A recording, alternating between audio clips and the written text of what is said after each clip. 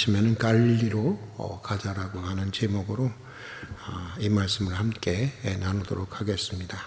주님의 고난과 죽음을 우리가 기억하고 또 묵상하는 긴 사순절을 은혜 가운데 보내고 이제 부활절 주일을 맞게 되었습니다. 비록 재난의 시대를 살아가는 우리의 현실은 매우 여전히 답답하고 고달프지만 사망 권세를 이기시고 다시 사신 예수 그리스도의 부활의 능력과 부활의 소망과 부활의 기쁨이 교우 여러분들과 또 여러분들의 가정에 충만하시기를 주의 이름으로 축복합니다. 오늘 우리가 읽고 묵상한 말씀은 부활의 절기로 들어서는 일종의 관문과도 같은 그런 말씀입니다. 그래서 교회는 전통적으로 언제나 부활절 새벽이면 이 본문으로 말씀을 전하곤 했습니다. 이러한 교회의 전통에 따라서 오늘 새벽에는 이 본문에서 몇 가지 의미 있는 내용에 주목하면서 함께 부활의 소망을 나누고자 합니다. 먼저 주목해 보고 싶은 것은 부활의 첫 번째 증인들이 여자들이었다고 하는 것입니다. 남자들은 좀 섭섭할 수가 있겠네요. 어쨌든 부활의 첫 증인들은 여자들이었다고 하는 것입니다. 수제자 베드로가 아니었습니다. 제자들 중에 가장 많은 사랑을 받았다고 하는 요한도 아니었습니다. 그런가 하면 나머지 10 제자도 아니었습니다. 부활하신 예수님은 가장 먼저 오늘 본문에 나오 있는 막달라 마리아는 7 귀신을 든 여자인데 그런 여인을 제일 먼저 만나 주셨고 여인들을 부활의 첫 번째 증인으로 선택하셨다고 하는 것입니다. 예수님 당시 이스라엘의 문화적 맥락에서 볼 때 여자들을 첫 번째 증인으로 삼았다고 하는 것은 전혀 이해할 수 없는 일이었습니다. 그것도 첫 번째 가장 소중한 증인으로 삼았다고 하는 것은 이것은 있을 수 없는 일이었습니다. 예수님 당시 여자들의 사회적 위치가 그랬기 때문입니다. 여자들은 그저 남자 가장들의 재산 목록 중에 하나였습니다. 인간이기보다는 남편의 소유물 중 하나였다고 하는 것입니다. 그래서 사람의 수를 쓸 때도 여자들은 사람의 수에 넣지 않았던 것입니다. 심지어 여자들은 법정에서 증인으로 설 수가 없었습니다. 여자들에게는 증언할 수 있는 인간으로서의 가장 기본적인 자격도 주어지지 않았기 때문입니다. 그만큼 여인들에 대한 극단적인 차별이 있었던 사회, 그 사회가 바로 예수님 당시 사회였던 것입니다. 그럼에도 부활하신 주님은 가장 먼저 여인들을 만나 주셨고 또 여인들을 부활의 첫 번째 증인으로 선택하셨습니다. 분명한 의도가 있는 것입니다. 의도가 없이 이런 일을, 있을 수 없는 일을 행하지는 않는 것이죠. 그 의도는 이것입니다. 주님에게는 남자냐 여자냐, 얼마나 배웠고 얼마나 가졌고 얼마나 사회적인 위치가 있고 얼마나 영향력이 있고 얼마나 실용적인 상품적 가치가 있는 사람인가, 이런 것들은 전혀 고려의 대상이 아니라고 하는 것을 말하려고 하는 것입니다. 목회를 하다 보면 가끔 교인들이 전도하실 대상이나 혹은 새로 나온 교인을 소개시켜 주면서 이렇게 말하곤 합니다. 목사님, 이분은 예수 제대로 믿기만 하면 아주 큰 일을 할 사람입니다. 이분에게 좀 특별한 관심을 가져주시고 기도해 주시기를 바랍니다. 크게 잘못된 것은 없습니다. 예수 제대로 믿는 것만큼 큰 일이 어디 있겠습니까? 그러나 이런 부탁을 하는 분들의 마음에는 무언가 세상적인 가치가 전제되어 있다고 하는 것을 부인할 수가 없는 것 같습니다. 그분들이 소개하는 사람들은 한결같이 학력이나 사회적 위치가 높거나 개인적인 능력이나 가진 것들이 많은 사람들이었기 때문입니다. 주님도 그런 인간들처럼 그런 것들을 주목하시겠다고 생각하는 것입니다. 그러나 그것은 진실이 아닙니다. 주님이 원하시고 주목하는 것은 단순하게 우리가 얼마나 주님을 사랑하느냐인 것입니다. 얼마나 주님과 친밀한 교제를 나누고 있고 얼마나 주님과 깊고 내밀한 사귐을 가지고 있느냐에 있는 것입니다. 그것을 분명히 하기 위해서 주님은 의도적으로 여인들을 가장 먼저 만나 주셨고 여인들을 첫 번째 부활의 증인으로 선택하셨던 것입니다. 부활의 첫 증인으로 등장하는 여인들은 사실 예수님 시대의 평균적인 여인들과 틀리지 않는 사람들이었습니다. 배운 것도 없고 가진 것도 없고 많은 차별을 받고 살아가야 했던 여인들이었습니다.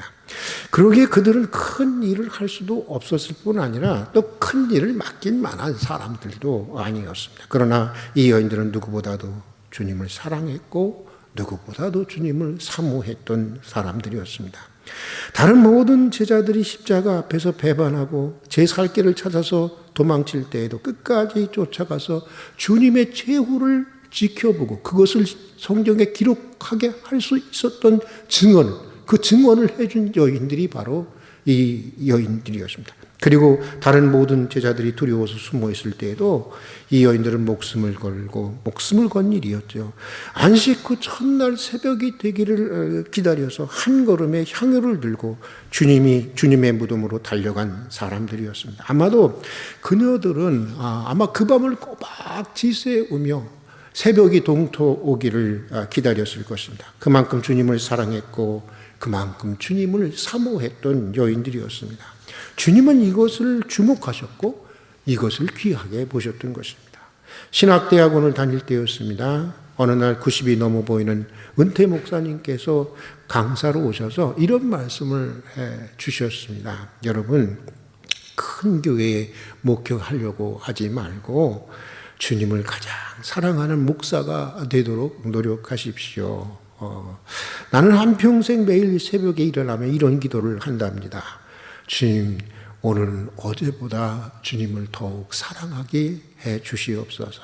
한평생 이런 기도를 했다고 하는 것입니다. 그날 목사님의 진실한 모습과 말씀에서 한평생 마음에 간직한, 벌써 오래 몇십 년 전에 한 말인데 마음에 간직할 만큼의 큰 감동과 깨우침을 받게 되었습니다. 여러분은 여러분 자신에게 또 여러분의 자녀들에게 가지고 있는 가장 우선적인 소원과 기도의 제목이 여러분 무엇입니까? 내 자신이 또 내 아이가 하나님을 가장 사랑하는 사람이 되게 해달라는 소원이 여러분의 가장 우선적이고 가장 소중한 기도의 제목을 되어보신 적이 있었습니까? 사람들은 큰 일을 하려고 하나님께 능력을 구합니다. 사람들은 유능하고 유력한 사람이 되기 위해서 하나님의 은혜를 구합니다. 그러나 주님이 우리에게 원하시는 것은 큰 일을 하는 사람이 아닙니다.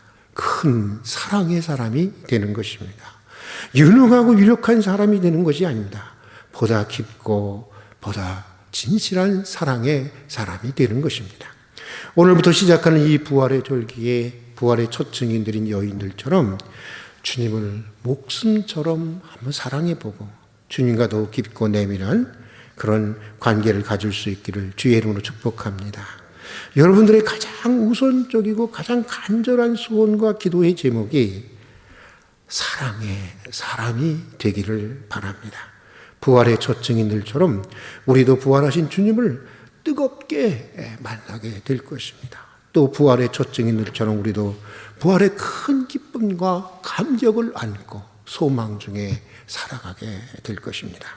자, 또 오늘 말씀에서 주목해 보고 싶은 것은 천사들이 무덤을 막고 있는 큰 이 바위를 옮겨 주었다고 하는 것입니다. 오늘 우리가 읽은 본문과 똑같은 장면을 소개하고 있는 마가복음에 보면 무덤을 향해 가던 여인들이 안고 있었던 큰 근심이 있었습니다. 그것은 무덤을 막고 있는 이 어마어마한 이 바위를 어떻게 옮기느냐 하는 것이었습니다. 예수님 당시 유대 사회는 사람이 죽으면 가족의 무덤인 동굴에 넣고 그 입구를 큰 돌로 막았던 것입니다. 예수님의 무덤도 그랬던 것이죠. 그러게 여자들은 자기의 힘으로는 어떻게 해볼 수 없는 그 돌을 어떻게 옮길 수 있을지 그것을 염려하며 갈 수밖에 없었던 것입니다. 뭐 죽이 되든지 밥이 되든지 일단 가보자 하는 마음으로 그냥 가본 것입니다. 그런데 무덤에 이르자 예상하지 못한 놀라운 일이 일어나게 됩니다. 무덤을 막고 있는 큰 돌만큼이나 무거운 염려, 무거운 금신 덩어리를 안고 그 무덤에 이르렀을 때 갑자기 큰 지진이 일어나는 것입니다. 그러면서 하늘로부터 천사가 내려와서 무덤 입구에 막고 있는 돌을 굴려 버렸다고 하는 것입니다. 무슨 동화 같은 이야기인가? 이렇게 질문하시는 분도 있을 것입니다. 무슨 신화 같은 일인가? 그렇게 말하는 사람들도 있겠지만 여러분 그렇지 않습니다. 동화가 아닙니다. 신화가 아닙니다. 사실 누구나 믿음의 길을 걸어가는 모든 사람들이 경험하는 것처럼 믿음의 길을 가다 보면 종종 이렇게 예기치 않는 하나님의 놀라운 일들을 경험하게 되는 것입니다. 드물기는 하지만 꿈에서조차 상상할 수 없는 일들이 기적처럼 펼쳐질 때도 있는 것입니다. 그리고 이런 특별한 경험들은 우리의 믿음의 전격적인 변화를 가져오고 성장과 성숙을 가져오기도 하는 것입니다. 부활절을 맞이해서 부활의 첫 증인들에게 일어난 이런 놀라운 일이 교우들의 인생과 가정에도 일어날 수 있기를 주의 이름으로 축복합니다. 믿으면서도 참 인간이라는 게 그래요. 믿으면서도 그림자처럼 늘 떨쳐내지 못하는 염려의 돌들, 근심의 돌들, 내 힘과 내 능력으로 어쩌지 못하는 고질적인 문제의 돌들이 천사의 도움으로 굴려가는 은총이 있기를 바랍니다. 주님에게로 나아가는데 장애가 되는 무수한 돌들, 이런 돌 있지 않습니까? 의심의 돌, 교만의 돌, 탐욕의 돌, 죄악의 돌들이 천사의 도움으로 인해서 굴러가기를 기원합니다. 부활의 첫 증인들처럼 우리 앞에 강고하게, 운명처럼 강고하게 자리 잡고 있는 죽음의 돌이 굴러가는 부활의 권능이 교우 여러분과 교우 여러분들의 가정에 함께 하시길 주의 이름으로 축복합니다. 자, 또 부활의 첫 증인들에게 부탁하신 것은, 우리가 주목해 보고 싶은 것은 이 제자들에게 갈릴리에서 만나 자라고 하신 주님의 말씀을 주목해 보고 싶은 것입니다. 갈릴리에서 만나자. 여러분, 왜 하고 많은 장소들 중에 하필 갈릴리였을까요? 제자들 입장에서는 한시가 급한데 지금 당장 좀 만나면 안 되는 것입니까? 예루살렘에서 부활하셨으니까 예루살렘에서 만나면 안 되는 것입니까? 왜 꼭 그 먼 북쪽에 있는 갈릴리까지 가야만 하는 것입니까? 예수님과 제자들에게 갈릴리가 의미하는 것은 어떤 것이었을까요? 만약 우리가 부활하신 예수님이라면 그 상황에서 아마 저 같으면 두 가지를 선택할 수 있었을 것 같습니다. 하나는 체념입니다. 그래, 내가 그렇게 섬기고 사랑했는데 아무런 소용이 없지 않았는가. 이런 세상, 이런 인간들 아예 인연을 끊고 이런 인간들을 위해서 수고하고 희생한다는 것이 무슨 소용이 있겠는가 하면서 그냥 인연을 끊고 은둔하고 체념하며 사는 것입니다. 하나의 가능성입니다. 그런가 하면 또 이럴 가능성도 있을 것 같습니다. 예루살렘에 남아서 원수들에 대해서 복수하는 것입니다. 아마 제 자연적인 성정 같으면 틀림없이 복수의 길을 선택했을 것입니다. 아마도 예수님을 죽인 원수들을 죽였던 예수님이 돌아다닌다는 소리만 들어도 아마 그 원수들은 잠을 이룰 수 없을 것입니다. 그러다가 캄캄한 밤에 나타나서 너 잡아먹으러 왔다 하면 혼절을 해버리고 말 것입니다. 그러나 부활하신 예수님은 체념도 아니고 복수도 아닌 갈릴리라고 하는 제3의 길을 선택하셨습니다.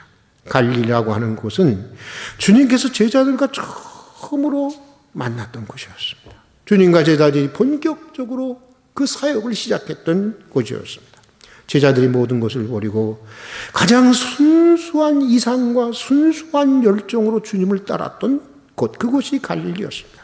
비록 가진 것은 없어도 주님과 제자들의 가장 뜨거운 첫사랑의 추억을 지니고 있는 자리, 그곳이 바로 갈릴리였습니다. 부활하신 주님은 제자들에게 바로 그런 갈릴리에서 만나자고 하는 것입니다. 그러니까 다시 한번 해보자는 것입니다. 우리 다시 한번 해보자는 것입니다. 갈릴리 시절 그때의 초심으로 돌아가서 다시 한번 시도해 보자는 것입니다.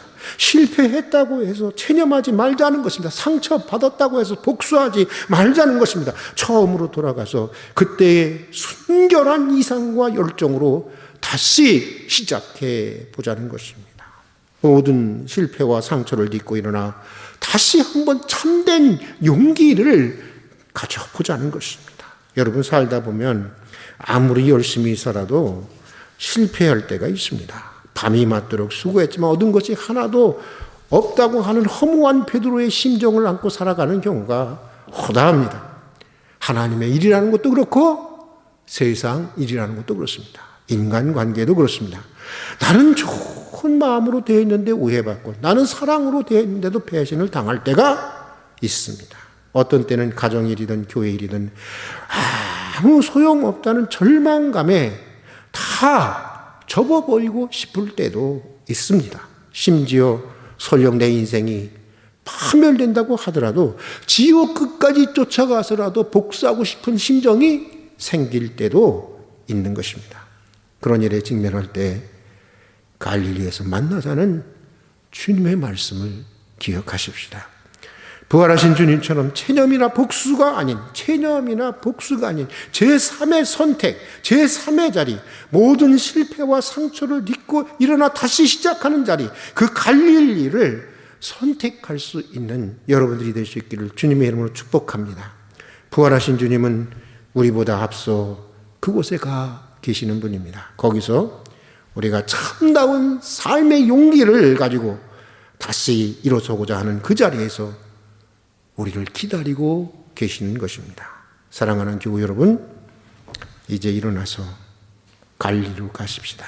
체념도 아니고 복수도 아닌 제3의 자리, 가장 순결한 이상과 참된 삶의 용기를 가지고 다시 일어서고자 하는 자리, 우리 마음 그 어딘가에 있는 첫사랑의 열정과 추억을 가진 자리, 갈릴리로 갈 수 있기를 바랍니다. 부활하신 주님은 거기 계시고 거기서 우리는 부활하신 주님을 뜨겁게 만나게 될 것입니다. 그리고 죽음을 이기신 주님과 함께 우리는 다시 희망의 삶을 시작하게 될 줄로 믿습니다. 같이 기도하겠습니다. 사망의 권세를 깨뜨리시고 다시 살아나신 주님의 부활을 찬미하고 찬양합니다. 부활의 첫 증인들처럼 우리도 목숨처럼 주님을 사랑하는 사람들이 되게 해 주시옵소서. 큰일 하려는 사람이 되려고 하기보다 큰 사랑의 사람이 되게 해 주시옵소서. 근심의 돌, 염려의 돌, 내 힘으로는 어떻게 해볼 수 없는 문제의 돌들, 주님께로 나아가는데 장애가 되는 돌들이 굴러가는 은혜를 허락해 주시옵소서. 실패와 상처로부터 자유로울 수 없는 세상에서 체념과 복수가 아닌 언제나 다시 새롭게 시작하는 갈릴리를 선택할 수 있게 해 주시옵소서. 죽음을 이기시고 승리하신 주님과 다시 새롭게 시작할 수 있는 참된 삶의 용기를 주시옵소서. 예수님 이름으로 기도드립니다. 아멘.